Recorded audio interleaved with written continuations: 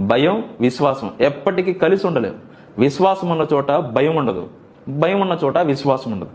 కాబట్టి నువ్వు విశ్వాసంతో ఉంటే, నా దేవుడు నా కోసం ఏదైనా చేస్తాడని నువ్వు నమ్మితే కలవరం తీసేసే. హృదయంలో ఎన్నో సందేహాలు అపవాది పుట్టిస్తాడు.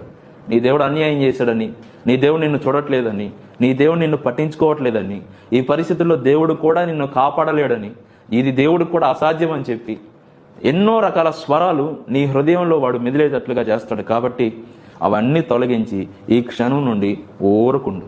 మన భాషలో చెప్పాలంటే ఆ అవిశ్వాసపు మాటలన్నీ పక్కన పెట్టి దేవుని కార్యాన్ని చూడటానికి సంసిద్ధంగా ఉండు. నువ్వు నమ్ము, దేవుడే నీ జీవితంలో జోక్యం చేసుకుంటున్నాడు. దేవుడే నీ పక్షాన కదలబోతా ఉన్నాడు. దేవుడే నీ పక్షాన ప్రజలతో వాదించబోతా ఉన్నాడు.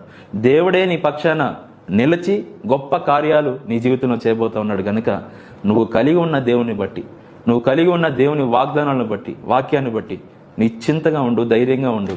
గొప్ప కార్యాలు నీ కళ్ళతో చూస్తావు.